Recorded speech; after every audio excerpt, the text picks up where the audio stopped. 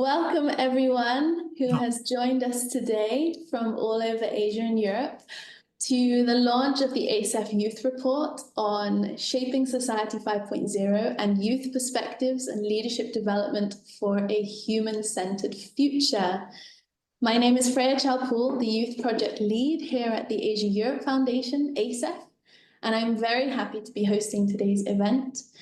I'm sure that some of you are already very familiar with what we do here at ASEF, but for those who are hearing about us for the first time, we are an intergovernmental organization created in 1997 with the mission of organizing platforms that facilitate bi-regional dialogue, knowledge exchange, and collaboration amongst experts, academics, policymakers, thought leaders, and youth, our focus for today. And with that, I know we are joined by inspiring youth leaders from all across Asia and Europe, as well as passionate stakeholders working with young people today in the session. So thank you all for joining us. Allow me to briefly show you a rundown of what we have prepared for you for this 90-minute session. We will begin by hearing welcome messages from ASEF's Executive Director and Chair of the Board of Governors. This will be followed by an introduction of the background of the report, and then we will hear the key findings directly from the author, who will then be joined by 4 youth leaders from across Asia and Europe for the Q&A session.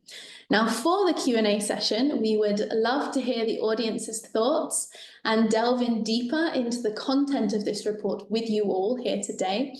So we really encourage you to use the Q&A function on your Zoom panel, where you can pose your questions, upvote any questions you find interesting, or even reply to them directly also with comments. So do interact with us, let us know what you think of the results of the report today.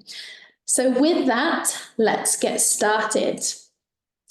Allow me to invite Ambassador Beata Stoczenska, ASEF's Executive Director, to give her welcome remarks. Ambassador, the floor is yours. Thank you, Freya. Thank you very much. Good morning to all in Europe and good afternoon in Asia. And a very warm welcome to the launch of the ASEF Youth Report titled Shaping Society 5.0, Youth Perspective and Leadership Development for a Human-Centered Future. It is my distant pleasure to see so many of you joining us today, young leaders, policymakers, and partners. We are very proud to present you this report, which highlights the vital role of youth in shaping our future.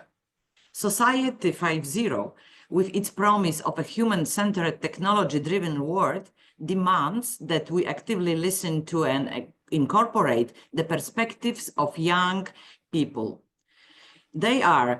You are, after all, the digital natives, the innovators, and the leaders who will navigate and build the future. This report presents the culmination of extensive research and engagement with young people across Asia and Europe.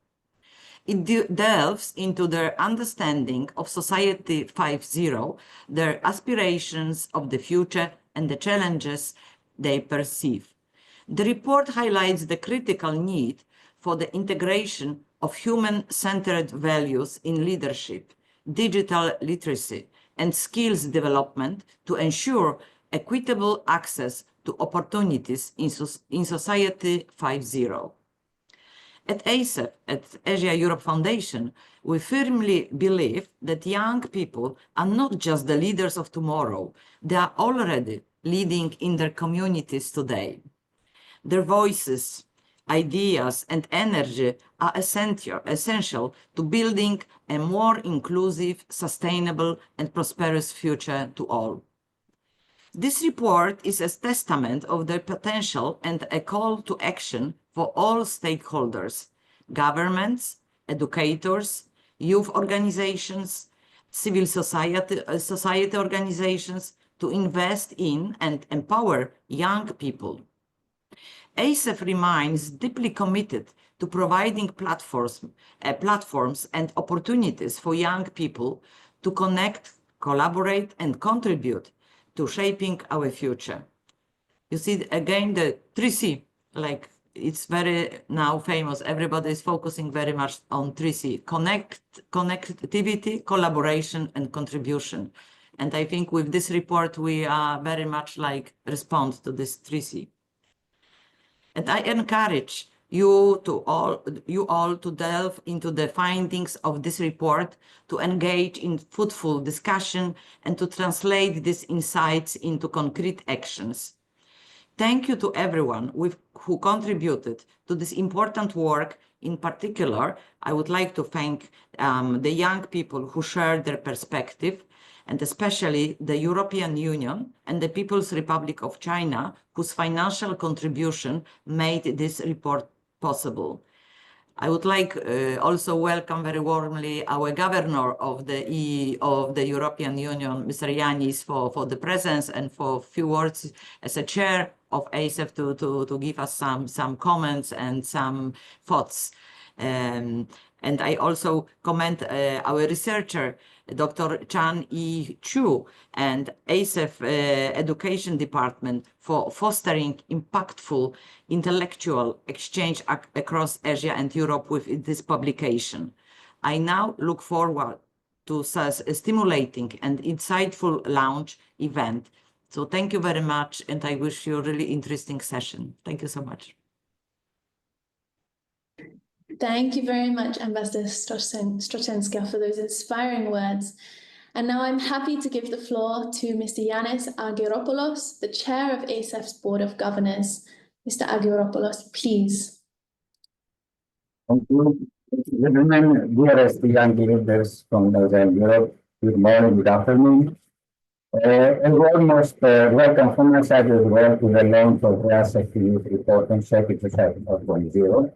Indeed, the publication which embodies voices, aspirations, insights, concerns, reflections of nearly 4,000 young leaders from 51 countries across Asia and Europe. Indeed, it's a testament to their vision, where the societies and technologies should be headed, and the critical role they will play in shaping the future. It is really an honor and a privilege for me to make these opening remarks as chair of the Board of Governors of ASEF today.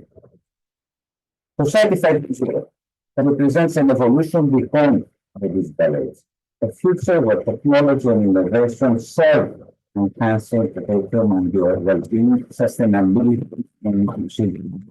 Overall, actually, I would describe enhancing individual and global happiness. So the question is, how do we put it to the future?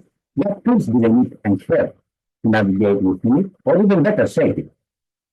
These questions are very relevant and critical, and this report tries to answer precisely these questions.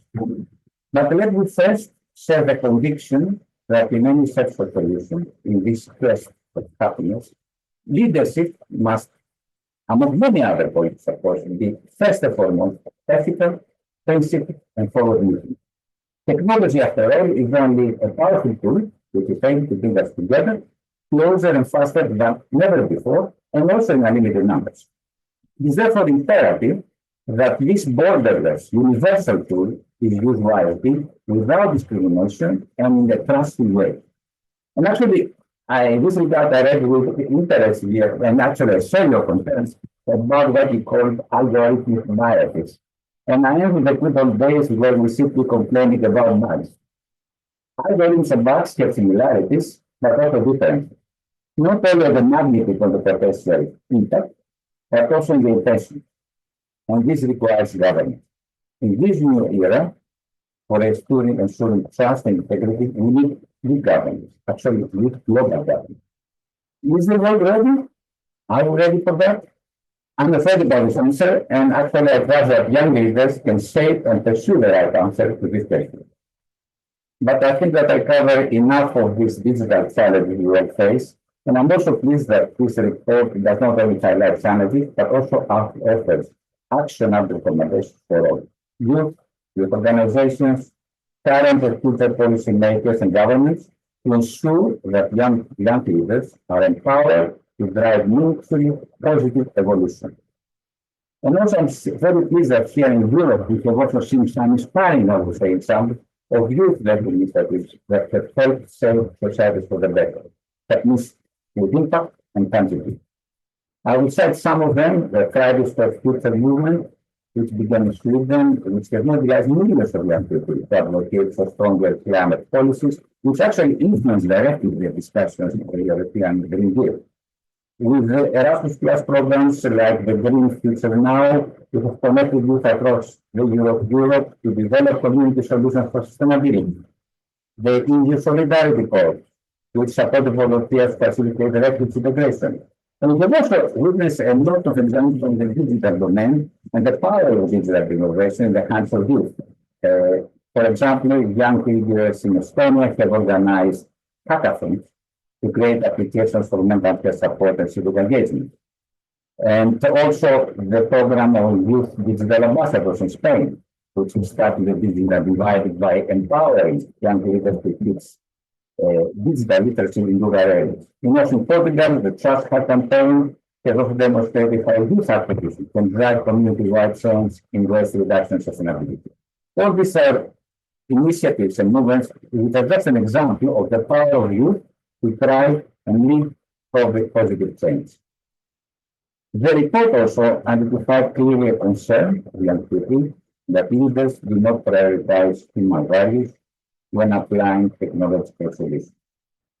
And on this regard, I will be calling my former Secretary General, Mr. Stefan Sanino, who at his opening speech in the Youth Leader Summit in Salamanca in September 23, identified 5 key features for ethical literacy. I will repeat them below for the Society 5.0. And actually, I found it extremely interesting to see the links of these 5 features to the 4 societal challenges which have been identified by young leaders.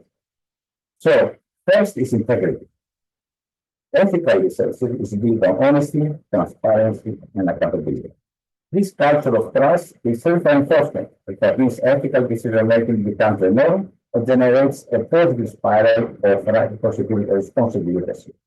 Second is inclusiveness.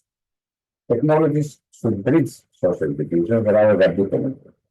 It's only by integrating diverse perspectives and actively involving all stakeholders in decision-making when we create a society where every voice is heard and valued and taken into account. And it's not actually so interesting. There are still differences, and that's a very well reality, because in the report there is consensus about the challenges, but there are some differences on the perceptions of priorities and importance between the Asian and European respondents. And actually, that's great. We have an opportunity actually for a mutually beneficial exchange and enrichment. Third point is sustainability. Climate change, environmental degradation, resource depletion pose enormous challenges to our planet, and responsibly addressing master-based sustainability as a third principle. After all, it's all about prioritizing the well-being of future generations over short-term and short-lived gains. Fourth is ethical deployment. Artificial intelligence, automation, big data hold great potential that also raise profound ethical questions. Leaders and decision makers must ensure that these technologies respect human rights, privacy, and dignity. With robust frameworks which protect against misuse, and at the same time also continue to promote innovation for the common good. The fifth, and I think that's the common denominator of all the 4, is education. It's at the foundation of all these principles. We must equip young, and not very young people, actually, everyone, with the knowledge, skills, and values which are necessary to navigate and live safely and happily in a rapidly changing world. Asia and Europe have long-standing ties and have contributed immensely to the world's cultural, scientific, and economic progress. And I'm extremely pleased that ASEF has provided to you young leaders a solid platform for collaboration and exchange. Please use this opportunity to listen to one another. Together, we can build stronger ties and bridges between regions and populations, ensuring that Society 5.0 is truly inclusive and sustainable. That's actually what Matilda has been doing. Lastly, I would like to thank also from my side everyone who has contributed to this publication, the young leaders, the service perspective, the researchers with other voices, The colleagues in ASEF who did all this work, and of course the partners who contributed to support the ASEF commitment to youth empowerment. As we launch this report today, let us use it as a stepping stone to build bridges within and between generations, sectors, and regions.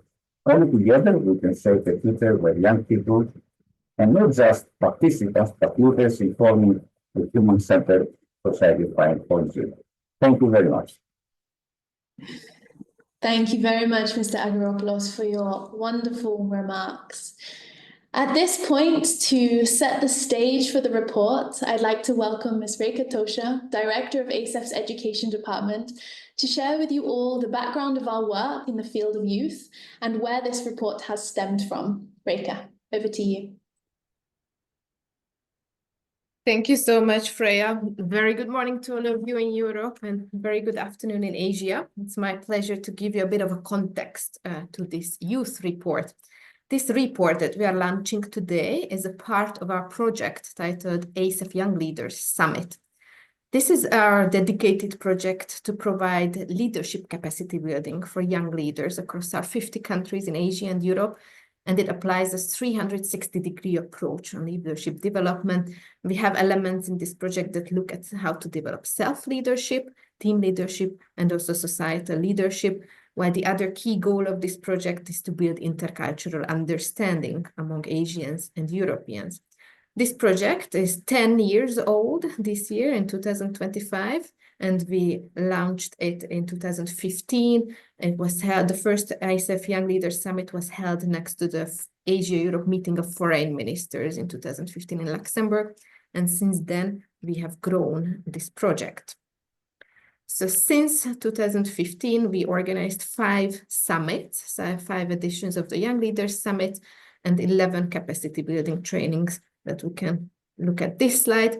And through these programs, we engaged over 800 young leaders from the 50 countries in Asia and Europe. At the same time, while these programs target people-to-people exchange, we also do work on knowledge exchange and collect the views of young leaders and young peoples from Asia and Europe. How do they see the future? What are the biggest risks, opportunities? How do they see their leadership roles and leadership opportunities against the global challenges? So far in this project, we heard from over 26,000 young leaders, and we are very happy to compile their views and reflections into 3 different distinct publications. So the one that we are launching today is the 3rd one in the row. So in this project, we combine the people-to-people exchange and the knowledge exchange elements so that they complement each other. So we use the findings of this research and the reports, such as the one we are launching today, to inform our people-to-people exchange project design. As a matter of fact, also, we will already implement some of the recommendations of today's report in the upcoming projects. And then when we meet young people in these projects and have discussions with them and learn more from them, that informs back the research, so we know better that what are the areas that we should collect the next round of views about. So if you're interested, I highly recommend you to look at the previous editions of the report. So the first one was published in 2021, which gathered insights on young adults' leadership experiences and aspirations. It was followed up by another one in 2023, that was more focusing on youth perspectives and youth leadership in a technology-informed society. And then this year, we explored youth perspectives and leadership for a human-centered future. So these reports build up on each other, and today we are happy to launch the 3rd edition. In this edition, we use the overarching concept of Society 5.0 that you will learn a bit more from our researcher, Dr. Han Chu. For me here, just let me say that this is originally a Japanese concept that we adopted.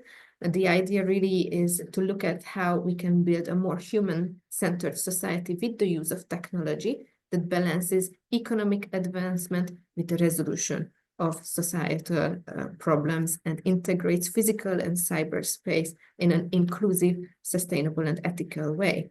So for this research, we explored research questions such as what does it mean to be a global leader in an interconnected world? How should one navigate between diverse and competing values and expectations? And how can young people drive us and society towards this new stage of society? So without taking further ado, I will give the floor back to Freya to transition to the actual launch of the report and showcase the findings. But before I do that, let me just also say that if any of you are interested in participating in this project this year, we are organizing a summit end of September, beginning of October in Osaka, Japan, in conjunction with the World Expo. So if any of you under 35 years old and already taking up leadership responsibilities in your communities, in your country or globally, then we welcome you to apply for this project, and we will share a link in the text box later where you can also subscribe to our newsletter to be among the first one to learn when the opportunity, the open call comes out. Thank you so much, and back to Freya. Thank you, Reka. With that, we are very happy to share that the youth report is ready for downloading, and you can, I hope all of you are scanning the QR code on your screen and downloading the report for yourselves. The QR code will be shared again at the end of the launch today. But with that, more excitingly, we would like to hand over to our author to present the key findings of the report. Dr. Chu is an expert from the UNESCO Inclusive Policy Lab and an adjunct senior research fellow at the Institute of Policy Studies here in Singapore. He has worked with us to conceptualize the study, analyze the data, and authored the report itself. So we're very happy for all of you to hear directly from him, hearing the key findings as well as the recommendations that we have made for decision makers and youth leaders and youth organizations. A reminder that you can put any questions that come to your mind in the Q&A function on your Zoom panel for us to discuss later. With that, Dr. Chu, the floor is yours. Thank you, Freya. Just let me do the slide switching and make sure the slides are up. Okay. So thank you for the opportunity to present the findings. You've heard Freya call me Dr. Chu. You can call me Han or Dr. Han. I'm all of that in Singapore, and I've spent years studying youth aspiration and digital transformation. And the way that I work is I don't just look at the data. I interact with the young people in Singapore and around the world in the region.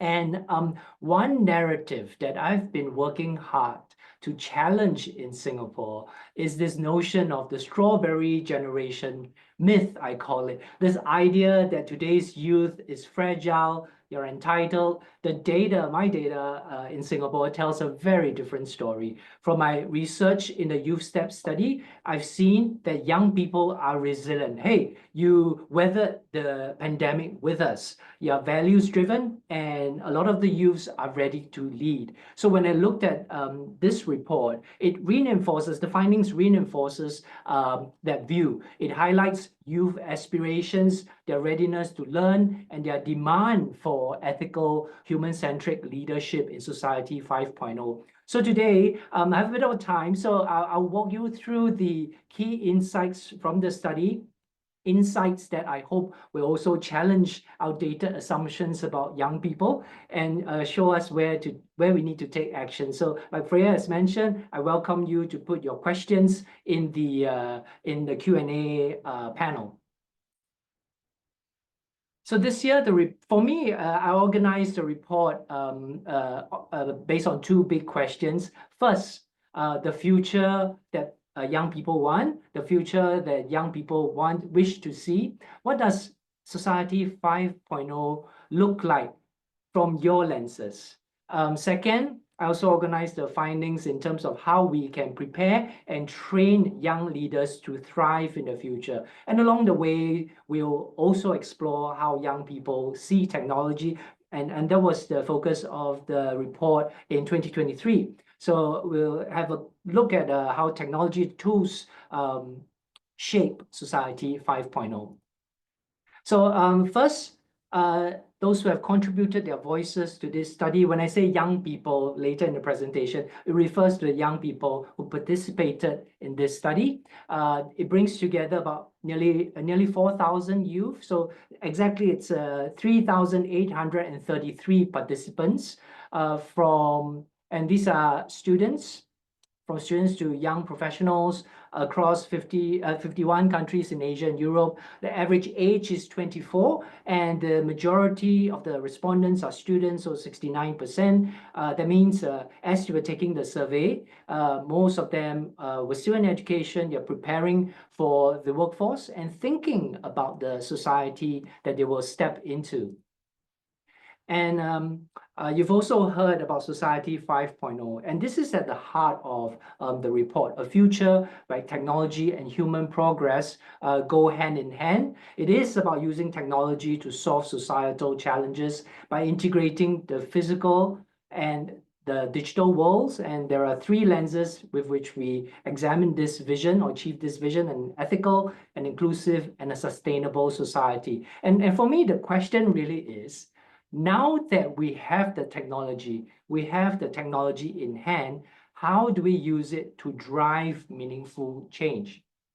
And with this in mind, I thought we'll start by examining the values, the human values that we've been talking about that shape how young people see the future. So what human values do young people, like many of you in the audience, stand for? We asked, and the response was overwhelming. Yes, 219 different values were named. So we took a bit of time to kind of code them and categorize them, but a few stood out. Empathy, equality, justice led the way, followed by inclusivity, respect, integrity, honesty, compassion, freedom, responsibility. And these top 10 values make up about 60% of all the responses. You can see the rest in the word cloud. And this shows a clear demand for empathetic, fair, and just and ethical leadership in society. And this aligns directly with Society 5.0. A vision where technology isn't just about efficiency and profit. And if you scan those values, there are no efficiency or profit on those values. And it is about improving lives and solving real problems. But turning this vision, these values, into reality, turning this vision into reality comes with challenges. And let's see what stands in the way. As young people envision 5.0, they recognize that some challenges must be addressed across ASEF countries. And these are the same key challenges that have emerged in the last two reports. First, access to quality education and healthcare, poverty reduction and income inequality, climate change and biodiversity, conservation, and improving mental health and well-being. We can see that these priorities align very closely with our SDGs. When I looked at them, I said, young people are not just thinking about their own future. This shows that they are focused on a global agenda for change. They've been clear. So far, we've seen that they've been clear about the challenges that they want to see addressed and the human values that are important. But this is the biggest disconnect that I saw in the data. And I wanted to show this early in the sharing, and which is that 77% of young people believe that human values must be integrated into technological solutions to a large or very large extent. But when we ask if their country's leaders are actually doing that, the numbers drop quite dramatically. Only 20% believe that their leaders are taking into account these values to a large or very large extent. And this tells us that while youth expect technology to be guided by fairness, ethics, and social impact, they're not really seeing that happening. They don't feel it at the leadership level.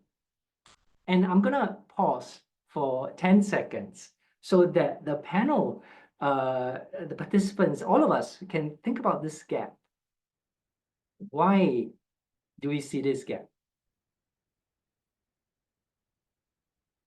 In your context, are there reasons for this gap in perception?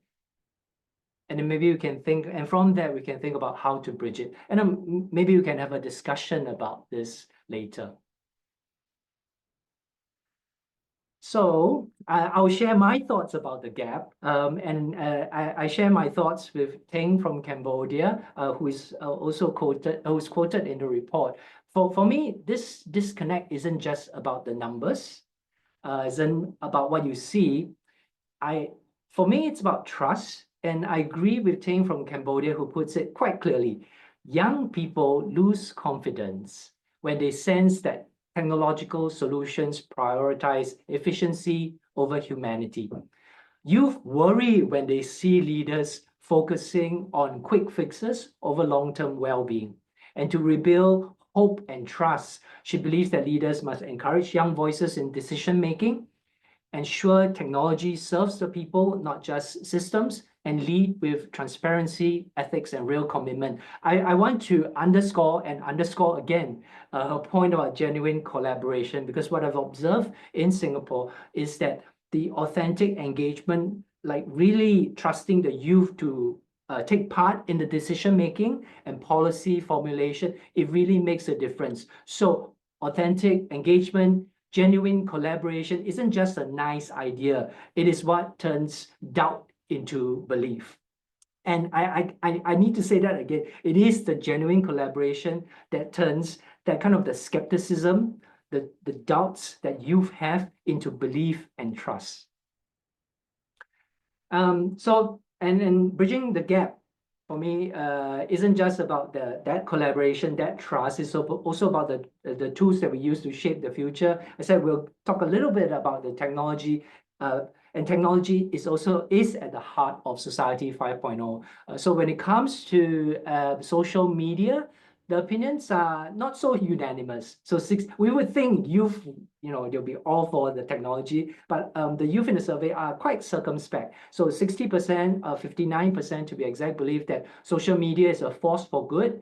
It helps drive activism, connects communities, but what you see on the left, 41% remain skeptical because of some of the risks that we will see later, like privacy breaches, misinformation, and polarization. And it shows that while social media can be a powerful tool for change, our youth are quite aware of the significant risks that we must address. And so what about this risk and the potential drawbacks? The youth share their concerns about data privacy and security issues. And I think this reflects that global anxiety over how personal data is handled, ethical use of data in AI development.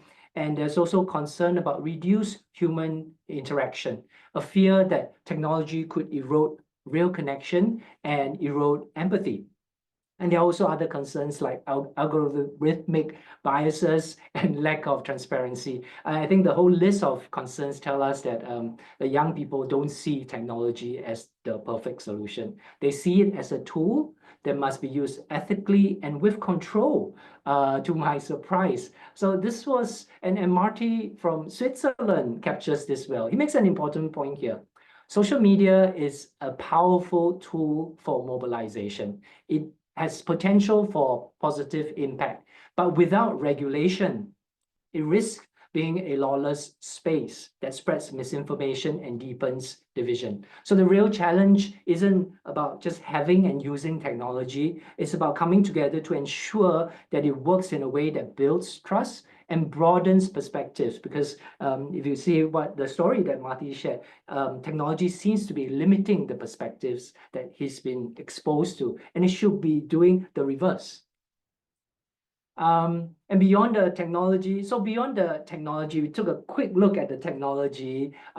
We really need to look at how to prepare youth for leadership. And that was the second key question that I organized the findings of the report around. So from the data, young people know that staying relevant means continuously developing their skills. Nearly 4 in 5, I think it's 79% if we add it up, believe that skills required for their careers will change over the next 5 to 10 years. The youth know. The workplace is evolving fast, so skill development is essential to keeping up. young people are also clear about what it takes, the skills to succeed the skills that they need to succeed in society 5.0. It's about developing the right mix of skills, the right balance of skills.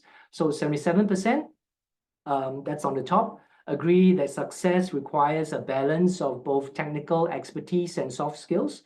So while digital skills, we talk so much about digital skills now, they're critical, but they must be complemented by soft skills like communications, problem solving, and adaptability.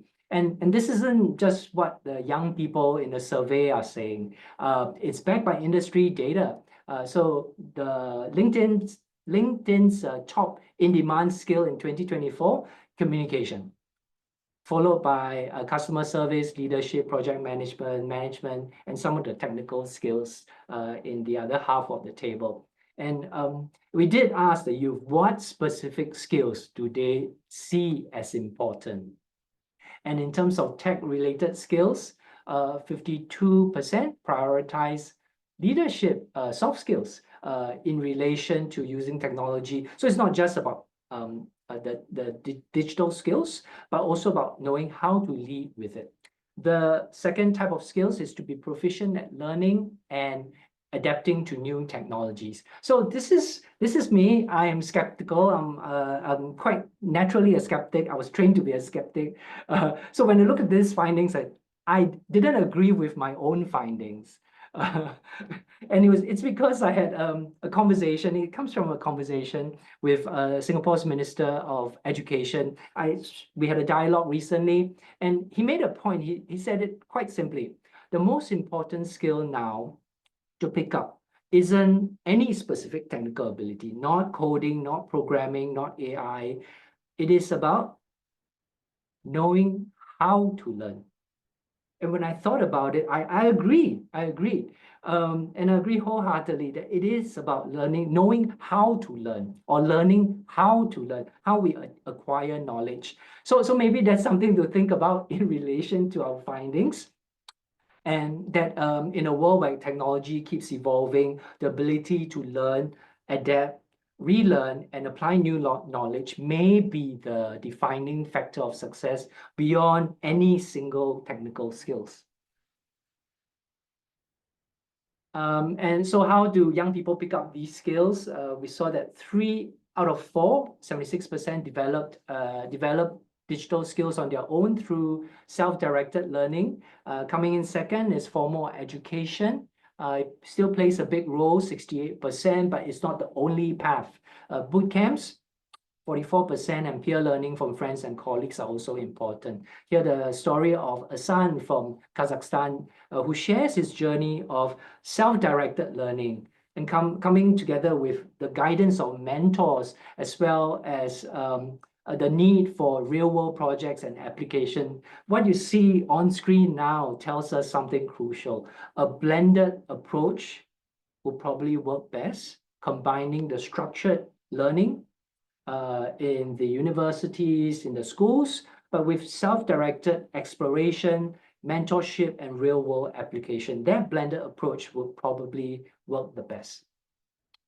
If skills are the key to the future, who are responsible for building them? We asked the young people, and they said for digital skills, it's the governments. 48% said governments must step up to lead digital skills training. But when we look at soft skills, 27%, so the top category, 27% look to civil society to strengthen soft skills like leadership and adaptability. I was musing to Freya, but what about the businesses? Their role seems to be less clear in the data. And maybe that's something that the panel can chime in or discuss about later. What about the role of businesses and employers in the skills acquisition for youth? But one thing's for sure, right? And that is no single sector can do this alone. We need all the building a balanced skill set, both hard and soft skills, technical and other soft skills. For Society 5.0 will require collaboration across all the sectors.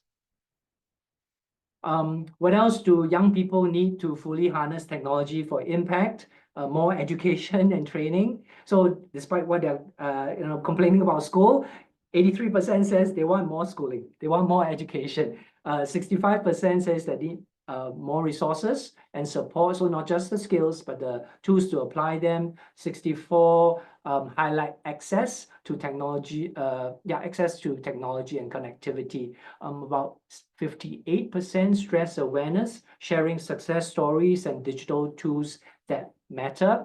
And if you look at all the charts, it's close to 50 or more. And my takeaway is to shape Society 5.0, the young people need a lot of support, and not just in training and education. They need all of the other tools that you see on the chart as well.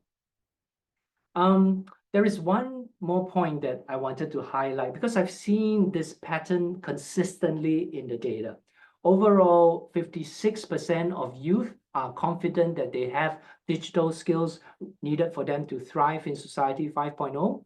63% of males, so that's the darker blue bar at the bottom, feel very or extremely confident in digital skills, but for females, the number drops to 50%. Now, this isn't the skills gap because the survey doesn't test them in their skills. It is a confidence gap. Young women aren't less capable, but they often face fewer opportunities, less mentorship, and weaker encouragement to develop digital skills to that same level. And if we want true digital inclusion in Society 5.0, we can't just focus on the training. We need to actively remove this gender barrier and ensure that everyone has the confidence to participate. This is part of the presentation where I thought we'll turn the insights so far into action. And for the next few slides, you will see our recommendations on the steps that we should take. The dark blue icon that you see on screen represents what we think the governments and policymakers can do. The lighter blue represents what we think the youth themselves can do. And to embed the header, to embed human values into leadership and technology, to promote human values in technology, we broke this down into 3 key actions. First, policymakers must embed fairness, empathy, and justice into technology and technological decisions. You saw that could be one of the reasons for the gap. The technology doesn't exist in a vacuum. It reflects the decisions that have been made. It means that the governments need to ensure that they take ethical and values-driven considerations from AI regulation to digital rights policies. Second, we really need to do more than just youth consultation. We need authentic engagement. Youth should not just be invited to the table. They should have a real voice in shaping policies.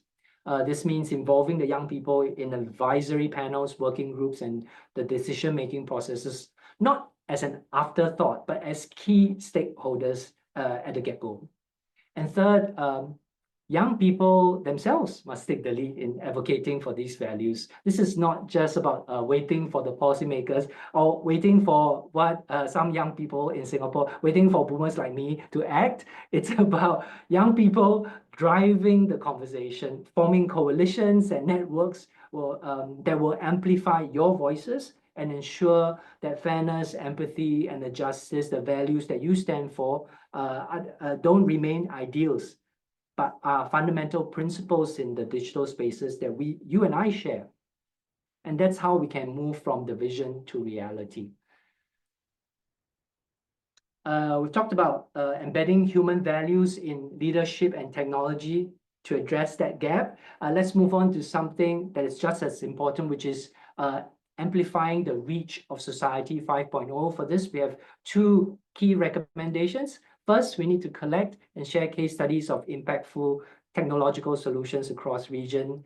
We should showcase, and I have experiences from my work with UNESCO on like real-world examples of how technology solves societal challenges, not just in one country, but regionally and between Europe and Asia. Think of all the climate tech innovations, the inclusive AI tools, or community healthcare breakthroughs. When these stories are shared, when these innovations, the stories about innovations are shared, they inspire action, they shape policies and encourage more ethical innovations. Second, to embrace 4.0. And I see this in Singapore as well, which is we need to reach beyond just the leaders. Today, I think I'm speaking to the leaders, the youth leaders. What we need to do is to engage youth who don't identify themselves as change makers and leaders. Right now, a lot of the attention is on those who are already active. But if we want a society 5.0 to be truly inclusive, we should tailor outreach efforts, whether through community forums, workshops, or other alternative pathways, so that all the young people have a chance to engage in skills development and dialogue about the future. So it's not really about the youth who are already at the table. It's about not leaving anyone behind. So far we talked about embedding human values into leadership and expanding the reach of Society 5.0 and ensuring that more youth are engaged, but to truly prepare young people for this future. And I believe this, we need to invest in skills development at every level. Very often when we talk about skills development in countries, it's the middle-aged the workers or those whose skills may not have been updated since they joined the workforce. But I believe that this needs to be done for the youth as well. It means, for us, it means taking action in 4 key areas. We must first expand publicly funded upskilling programs, including the recognition of micro-credentials. Digital proficiency is no longer optional. It's essential. I would say this comes from my own research, which is that we assume that youth are digital natives and they know technology. So my quip is that a lot of the youth may know how to swipe right, but they may not know how to code right or swipe left, right? See, you can see the boomer in me.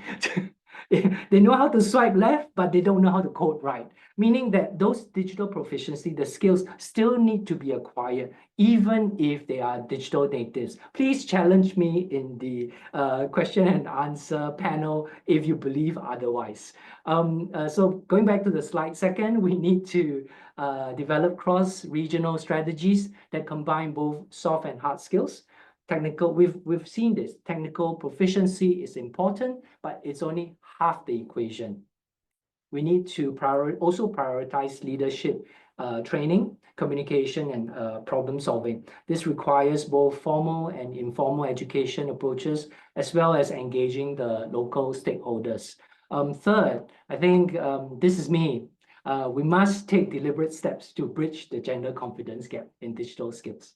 This gap has been persistent for the 10, maybe more than a decade of work that I've done. And it's really not because of the differences in ability, but the disparities in opportunity. So I think we need more targeted efforts to correct how we do skills training so that the skills development is truly gender inclusive.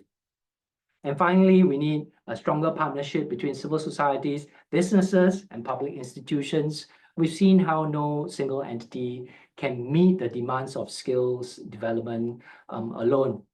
And it's only by responding to these priorities with focus.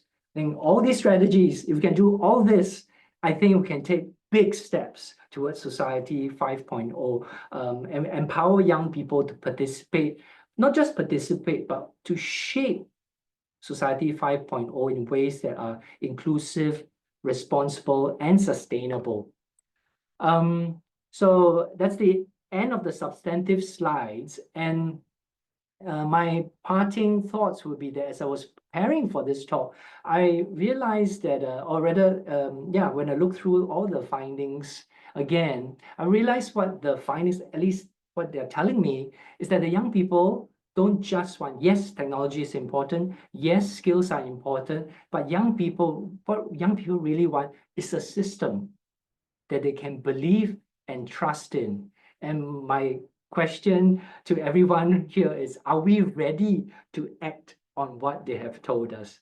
So thank you very much, and let's continue the conversation. Thank you very much, Han, for sharing our key findings and recommendations with the audience today. I'll keep you here on the screen, and as we move into the Q&A segment of today's launch, so I would like to invite a number of passionate youth leaders to join us.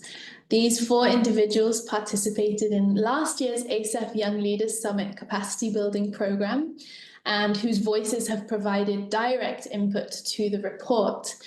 So, firstly, Mr. Solahuddin Al-Ayubi is the founder and president of Sekolah Kita, a youth-led initiative organization to drive inclusive empowerment for the SDGs in Indonesia. Ms. Sara Gabrielli is the youth delegate to the European Union for Luxembourg. Mr. Federico Valotto is a project manager for ECHOS Cooperation, an NGO focused on international cooperation for sustainability in Italy. And last but not least, Ms. Namun Batsengal is the Chief Executive Officer of the Faro Foundation, a non-profit organization that promotes youth digital literacy in Mongolia. So, with that, we have quite a lineup. I'm going to stop sharing my slides so I can see everyone more clearly. We have quite a lineup, and while we are waiting for any questions to come in, a reminder that you can put any questions into the Q&A function directly yourself, so you can engage with our author, with our panelists here, our young leaders. Feel free to ask any questions and we will address them. But while we are waiting for these questions to come in, I'm going to start by asking each of our youth leaders to share a little bit about how the findings of the report connect and resonate with their own experiences of leadership, Society 5.0, and skills preparedness in their communities, amongst their peers. And we'll hear a little bit from them. So perhaps let's start with Sola, if you want to share a little bit about how you connected with the findings of the report.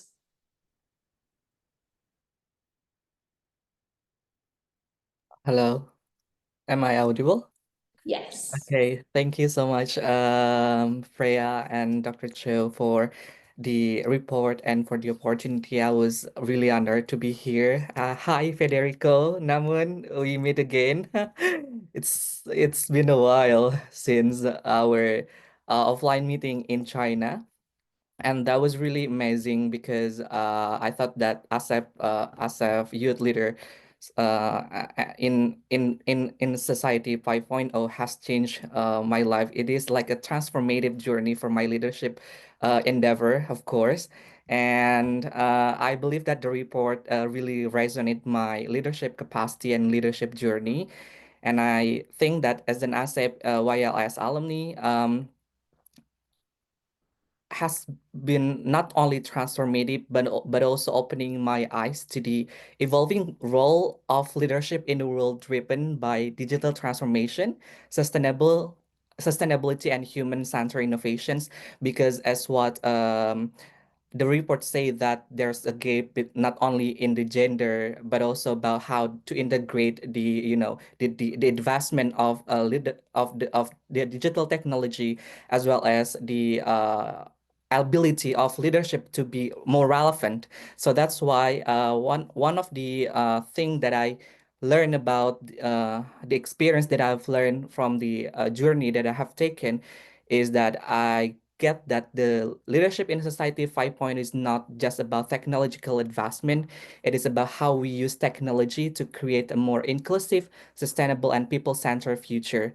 And during the program, I had the opportunity also to engage in the discussion on AI, governance, ethics, which made me reflect on how we as a youth, a young leader, responsible to have this kind of thing and integrate one another, because we need to ensure that technology serve humanity rather than the other way around. So there's a lot of things that I want to share, but I want to give an opportunity to others to share. Thank you, Sola. Let's go to Namun next. Hi everyone. Good morning and good afternoon. And my name is Namo from Mongolia. It's very nice to be here, and I want to extend my congratulations to the ASEF team for this extensive report and capturing the voices of almost 4,000 youth around the world.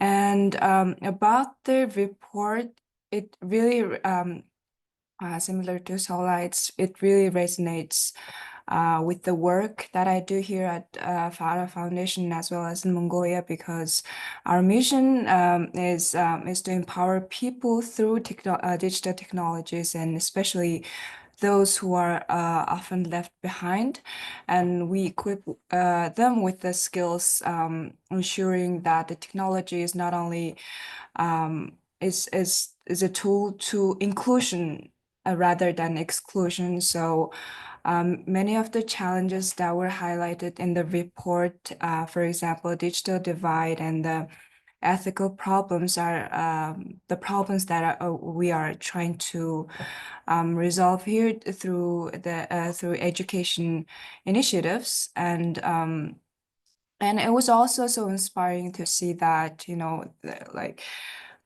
many youth from diverse backgrounds sharing the same vision, and most of them shared the belief that technology should not only be the drive for innovation, but also it should be, effective tool for to fix the societal challenges. And also during the online and offline capacity buildings, we also learned a lot about, how we can effectively and responsibly, ethically use digital technology for our own work as well as for sustainable development. And yeah, it really resonated, and I'm really happy. I can't wait to share the report findings for my teams and also for my community, because in Mongolia we are also trying to become digital nation, and we are working on a lot of different initiatives. So it can be used as a very important resource to further expand our impacts. Thank you. Thank you very much. Thank you, Noan. Yes, it's definitely a wonderful resource, I think, and I'm hoping all of you will be sharing it with your communities as well. Let's go to Federico next. All right, good morning, good evening, good afternoon to everybody. It's nice to see you, and thank you to invite me here. And yeah, first of all, compliment for the great work that all of you have done to realize the report, and to also realize all the path that lead all of us here today, because this is just a step of a long process of teaching calls and in person, also meeting and campus that we had the occasion to have in China and in Europe. So a compliment to everybody, let's say. I was taking some notes when we were discussing about the details of the report, because it's very interesting when all these data are analyzed, and when we have the chance actually to take a more deeply look at the numbers and what these graphs also represent to us. And for example, also taking in consideration my experience here in Europe and in Italy, there are 2 points that I would like also to underline, for example, and maybe these can be also points that can also be stimulating also for our public to think about with me, because I don't have the solution for this. Maybe Dr. Chu, because he had all this data and maybe he has some more answer than me. And these 2 points are, first of all, the role of business. Like I think business were mentioned so many times during the report, and we know that yes, civil society, institutions, educations, but then on a certain moment, everybody got to get a job and go to work somehow, and provide some money. And so I'm wondering, a lot of we emphasize a lot the role of empathy and about soft skill. So I'm wondering how this message can be also shared with the business, with the corporate, with the, let's say, the more industrial sector, because for example, here when I'm working here in Italy, I represent both, because I'm also in the civil society, but also I'm working in a business company. And sometimes I'm thinking, okay, how can I merge the two, the values of the two in one point? How can business company understand how much soft skills, young leadership, and the importance of ethical also approach to power and to new generation? How can we, let's say, put in context these two words that seems to be closer, but not enough, I will say, not enough for the challenge of the future. And then the role of young leaders in a society that is led by not young people. Because in some countries that are mostly already composed by young people, I would say maybe this is something that is more present in some country in Asia, but in Europe we are facing but not only in Europe, because I was also thinking about Japan, for example, South Korea, country where the leaders are most of the leaders are not part of the young population. So how can the youngest find a space to work, find a space to also be considered as leader in a society like this? And I have the example of Italy that is not very easy, I would say, for young people to pop up to have a role in this. Okay, thank you so much. This is just the start, but I would like to share with you with these points, because I was taking notes and I was thinking so much. So yeah, I'm leaving the floor. Thank you. Thank you, Federico. We'll come back to some of your points. Last but not least, Sarah, let's hear from you. Hi, I hope you're all doing well. Can you hear me? Okay, great. First of all, I would like to thank you, Freya and the ASEF team, for inviting me to be a panelist today, and for inviting me to take part in the capacity building programs. I participated in the session in Budapest, and it was an amazing experience. And I can relate to the report on a personal level in my 5 years of experience in youth leadership positions. But there are 2 points that I would like to talk about. Particularly, the first one was about the inclusion of human values in finding solutions to modern problems. If I remember correctly, about 70 to 80% of young people think that human values are not included enough in modern solutions. And that is something that I personally agree with. It's something that I have seen in my various leadership roles. For instance, as a young delegate for Luxembourg to the European Union, I see that they prefer efficiency or getting to a certain outcome rather than how we get to that outcome and how the solution impacts the people around us. And I do think that there is a severe lack of human values, of ethical values in finding those solutions. The second thing that was said by our expert earlier, and that it's something that I always repeat when I'm invited as a panelist. It's about including young people to policy making and to the discussion. And something that I have witnessed is that young people, a lot of times they are invited, but as was already said earlier, more as an afterthought, or just to show that, hey, look at us, we invite young people, we listen to them, without actually listening to them. So that's something that absolutely needs to be improved. Like, we need to be present in policy making, not just to be there to take pictures with and then to say, oh, we invited young people. No, we actually need to be part of the solution, especially solutions that are meant for young people. So something that I always like to say is no solution for young people without young people. And so, yeah, that's something we can talk about more later. But for now, that's all I wanted to say. Thank you again. Thanks, Sarah. I'm going to ask Han to jump in here and share maybe some responses to a couple of these points, but also explore this question of how can policymakers and organizations incorporate the youth perspective a little bit more, if you have any pointers here. And also maybe we touch on this question of businesses also, how we can address this. Sure. Yeah, I hope the other panelists would also jump in. But I thought about the point about youth engagement, genuine collaboration. I can share stories from how how policymakers and youth have come together differently.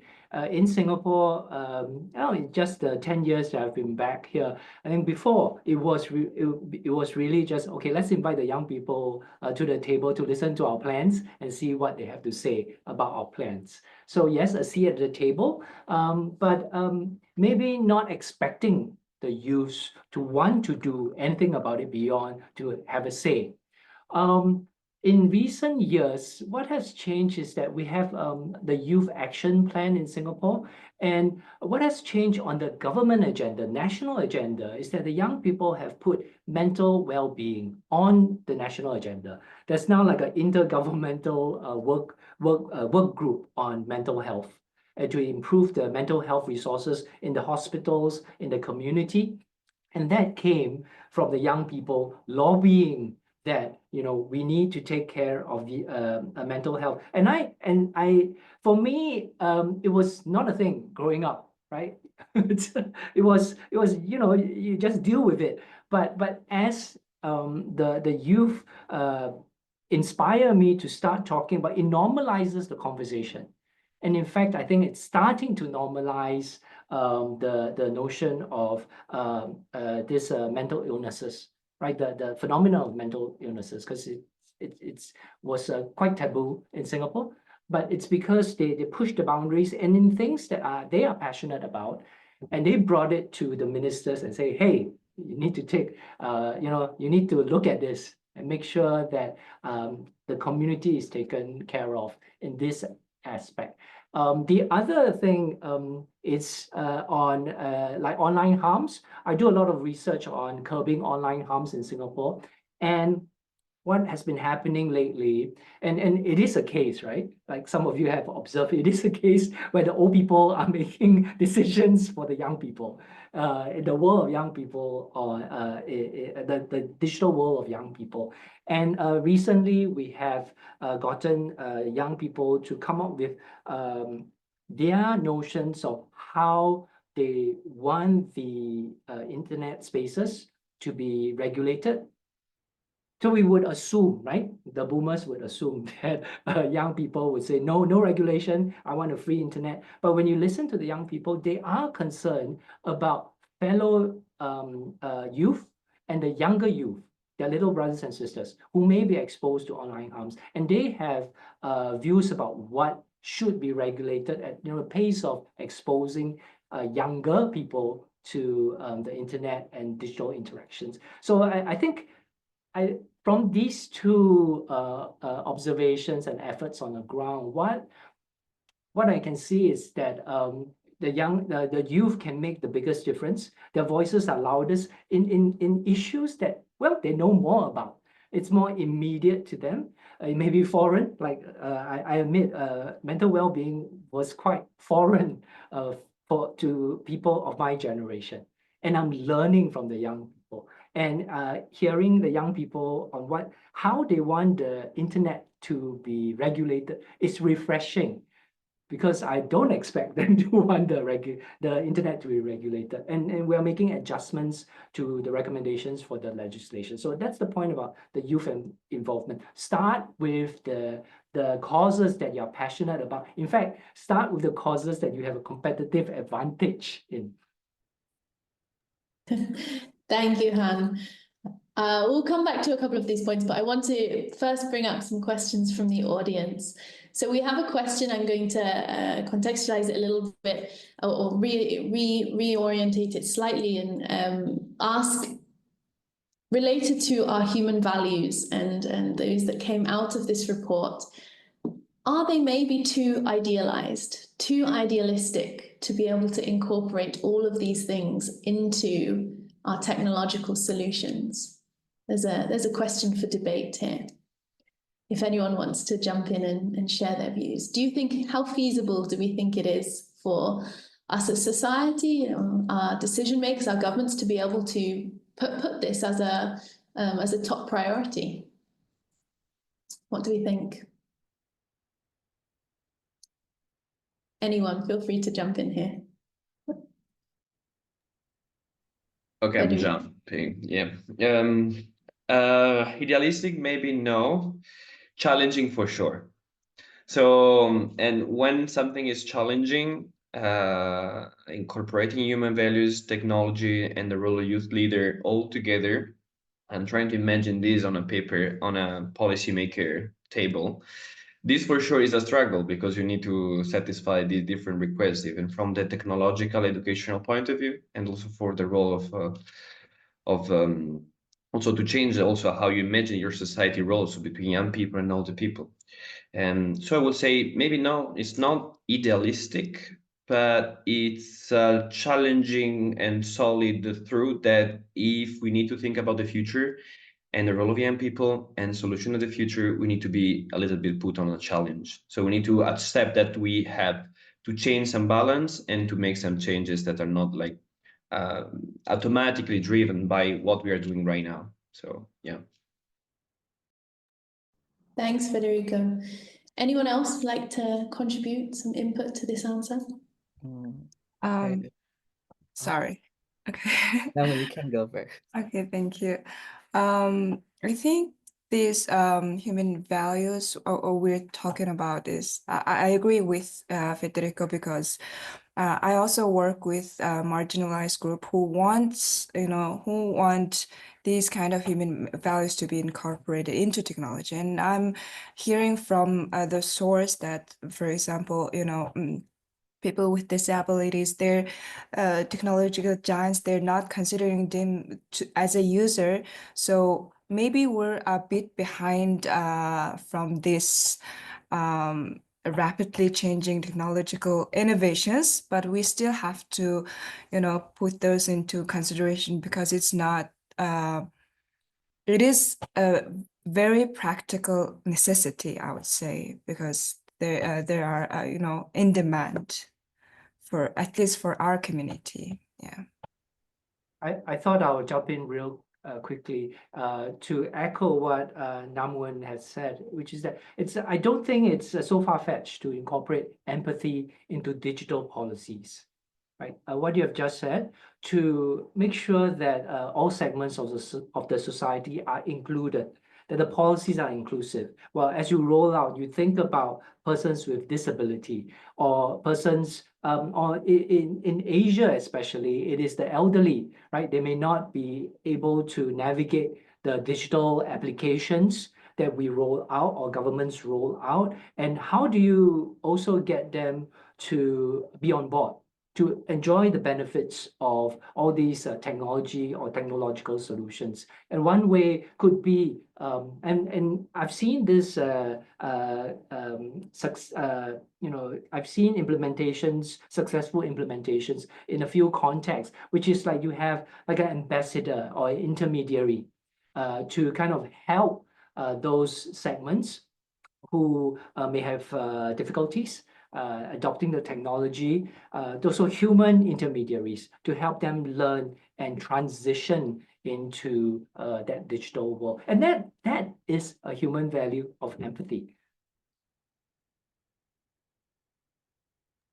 Sola, did you want to answer this question too? I just want to aid, maybe reflecting to what I learned from ASEF YLS and also my experience in youth organization in Indonesia.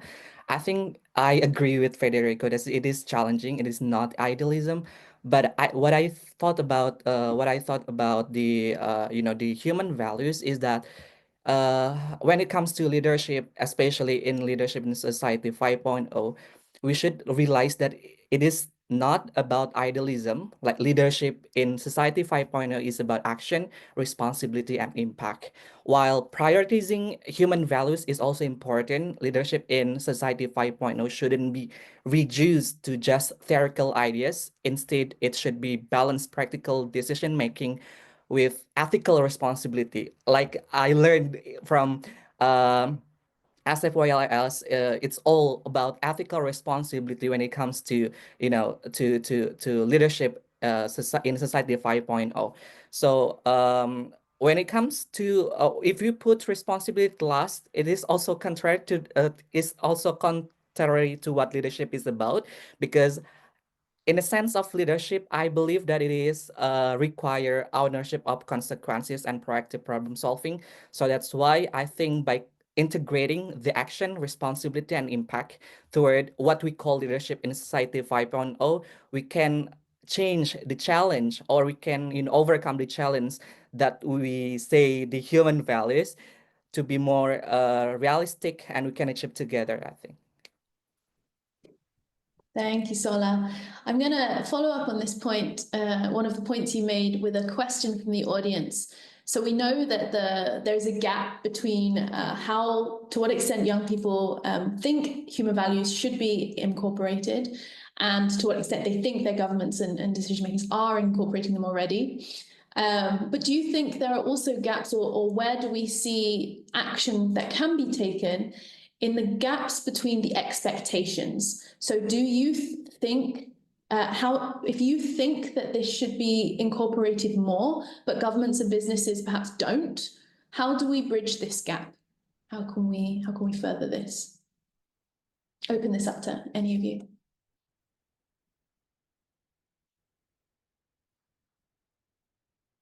What are your thoughts, Han? This is when we should hear from the young people, because this is what you want the governments to do, but this is what you want the businesses to do. I'm sure that my colleague Namoon have an idea on that, but because I poop up the topic of the business, now I feel like the responsibility to start the answer. So I'm gonna start with my personal experience here. Actually, I think there is a great problem of perception of expectation of how much young people can impact positively an environment, that is a business environment or an institutional environment or a social environment. And from my point of view, there is a different lacks. Like there's a lack of communications, there is a lack of perception of values. There is a great lack, I would say, of instruments, of tools that technology can maybe help to solve, in order to listen, to understand which are the main issues. Like now, I'm trying to put this in a more practical way. Okay, a business company work with a lot of young people. Maybe they have a turnover with a lot of young people entering it and get it out. And so, does the business company have the right tools to understand what the young people expectations are on free time that this company can give? And if this young guy or this young girl or young boy are also involved in some civil society activity, maybe into politics, is this evaluated somehow from the company, or it's something that is distracting to the process of making business? So I think that we need also to, we like young leaders, civil society, education, foundations, we all need to talk to the business company and to engage them, to talk them like maybe stakeholder. I want to just say that this is not a solution. This is what I'm like trying to think. I don't know if it's like the end point, but I think that we should to engage business, and we should that business engages in a more like horizontal approach, like very in a more clear way. And we should also offer to the business some solution to integrate youth leader in their decision-making processes. This is also challenging, maybe idealistic, how as it has been before mentioned, but I believe that maybe not all the business company or the organization will accept that, but maybe the one that will accept the challenge and will give some results. I really think that the results that involve more young people participation will be very positive. So this is what I'm thinking, to be practical. Thank you, Federico. I'm going to jump to a next question because we're getting pushed for time here, but we continue discussing these in our work.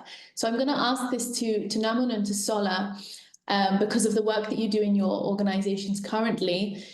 But one of the outcomes of the report we know is that that self-learning and acquiring digital skills and through trainings and boot camps and so on is very significant. It's significant currently, but in this context, the attendee asks, what improvements would you like to see more in formal education to help better prepare youth for Society 5.0? Either Sola, Namun, would you like to give your input here? Okay, thank you. I'm just gonna answer this question based on my experience, and we mainly work to teach people digital literacy and the aspect of inclusive digital transformation through formal and informal education. And through formal education, we develop textbook for civil servants because even though a lot of government services are becoming online, and like now more than 1,000 services are now online, and they are really pushing forward. But when it comes to reality, they civil servants, they have to be at properly trained to give those services. And when it comes to informal education, in my context, because Mongolia is big and scattered, most half of the population lives in the capital city, and we try to bridge the gap because there are a lot of infrastructural issues, there are connectivity issues, there are a lot of issues when it comes to technology, and we actually go there to teach, to encourage them this kind of self-learning, because it seems like people living in a rural, urban area, we kind of rush to adopt new technologies. We have this habit of using new technologies, but when it comes to rural area, it's almost like some people don't know what they don't know, so they don't know what to expect, that kind of thing. So if we raise awareness on a larger scale, and if they like understand the concept behind it, understand what kind of challenges they might face, what kind of opportunities they can have, it is very important. They will actually gain this habit of, self-learning. I believe that because we saw a lot of results on that, and we really need to raise awareness and yeah. Thank you. Thanks, Naman. Let's go to Sola, but I want to also add on this component of both of you are in organizations that are almost filling gaps, right, with the non-formal, informal education. What do you want to see more of because of the gap in formal education? So in government-led education, what do you think is missing currently? And what do you think would help young people be better prepared? Sola. Okay, I think this is a really interesting issue because we are currently facing the controversial policy from our recent president, like they reduce the budget for the education and making the education as the supporting priority agenda rather than the main priority. And there are a lot of young people go against for this policy because they think that education is really important, and we have a lot of problem on the education. And the other the other policy that is controversial recently in Indonesia is also about the free lunch for the if so because to provide this free lunch budget, the government reduced the budget for the infrastructure and all the thing, and they called it as budget efficiency. But I think, in my opinion, as a leader in youth organization that focusing on quality education as well, I think it is totally wrong because in my opinion, there are a lot of things that should be overcome, especially in Indonesia, in terms of the education. First and foremost, I think is about the gap of the graduation and skills for the workplace, because there are a lot of things like in terms of infrastructure, training skills, and so on and so forth. So I think how the formal education can actually provide the students not only having the the academic skills or maybe the intelligence skills, but also practical skill that match the workplace.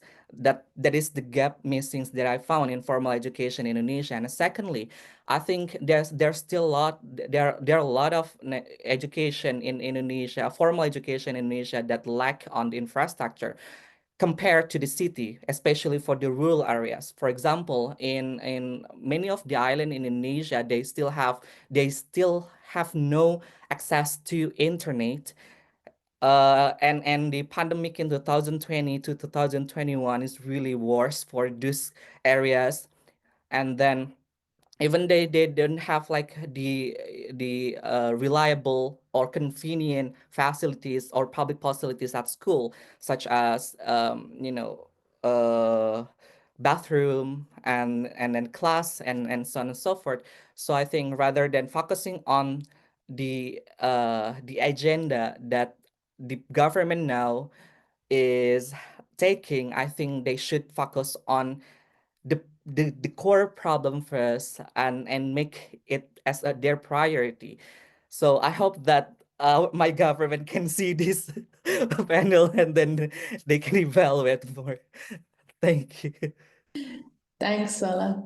Freya, I'm I- gonna jump in Yeah. real quick. And on this question about the formal education, I think what we are seing now in the age of AI and Gen AI, it's telling us that those soft skills are extremely important. I will just observe the reactions of the panelists, which is, have you seen the hallucinations by Gen AI these days? Yes, you can have the technical skills to kind of write a prompt, right, for the AI to generate these things. And it can be fast, it can be efficient, but without the critical thinking skills, without the problem solving skills that's necessary, you are going to be taking the gibberish or the hallucinations of the Gen AI now and turning it into action. And that is an issue. And I think what we are seeing now in the world, it's a clear indication or a clear signal that yes, the tech skills are important, but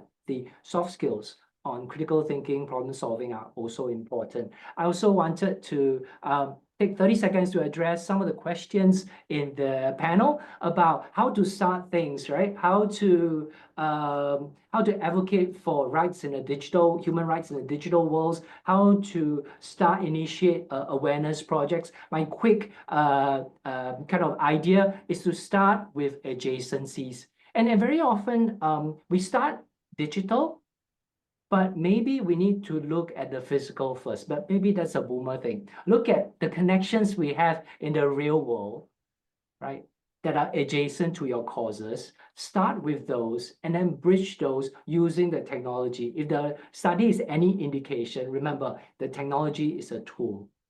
Work with the people, and then you are embodying the human-centric society that young people want. Start with the human connection, start with the adjacencies, start with your allies who are closer to you and build from there. So that's one of my reactions to some of the questions in the Q&A.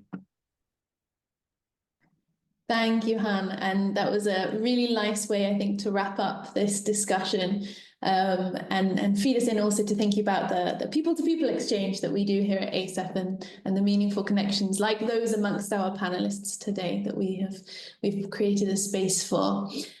So a huge thank you to Dr. Chu, Han, and our youth leaders, Sola, Naman, Federico, and Sarah, who unfortunately had some technical difficulties she couldn't contribute more, but all of you for sharing your insights with us today. I think it's been a really interesting discussion and we could go on for even longer if only we had the time. I think there's a lot to say on this topic. So I encourage you all and also all of our attendees to keep discussing this in your communities and keep exploring these topics further. But before we completely wrap up, we have shared a lot today about our knowledge exchange in the area of youth, but we would also like to share a short video highlights of our last year people-to-people exchange activities. So we'll share a very short video, and you can see if you can spot Sola, Sarah, Namun, and Federico in this video as well. So I'll ask my colleague to please help put the video up. Let's get it ready.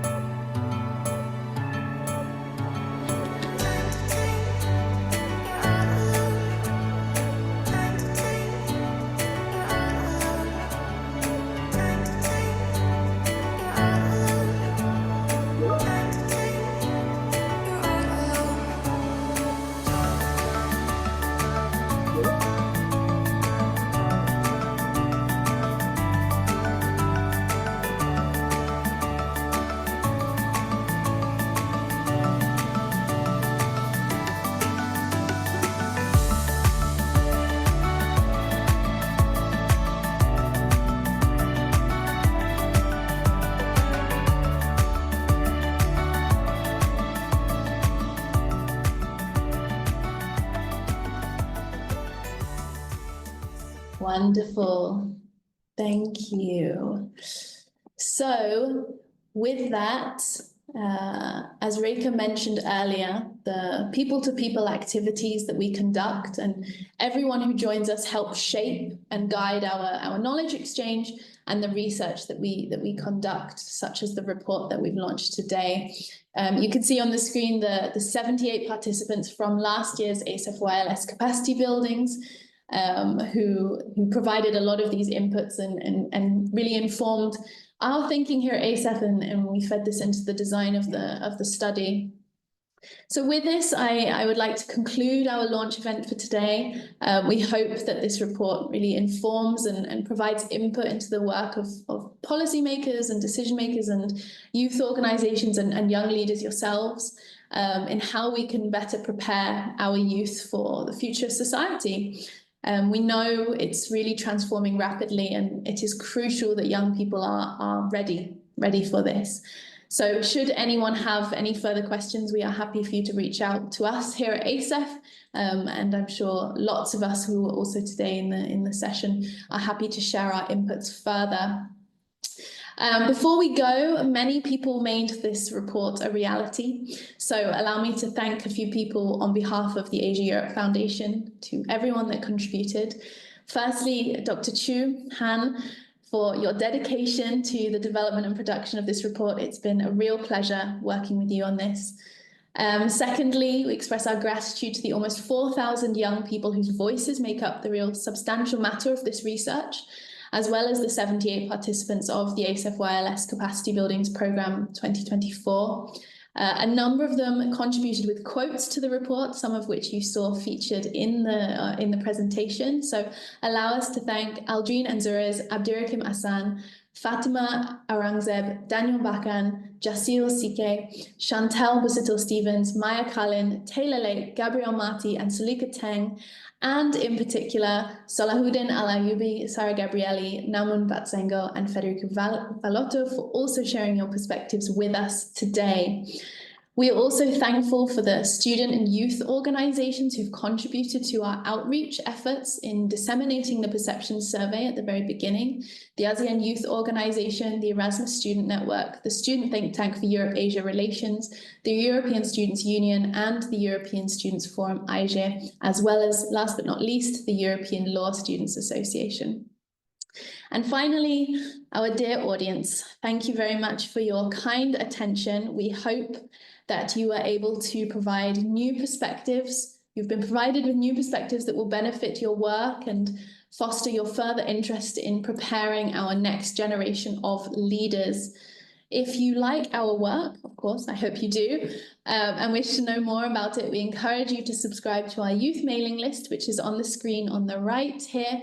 As Reka mentioned earlier, if you yourself or if someone you know, a young leader, passionate young leader who might be interested, we are excited to share the applications for this year's ASEF Young Leaders Summit, which, as Reka mentioned, will be taking place in Osaka in Japan alongside the World Expo 2025. These applications will be open in May, so keep an eye out for that. With that, we thank you all very much for joining us today. We're very grateful for you all, and we look forward to seeing you next time. Thank you very much all, and take care.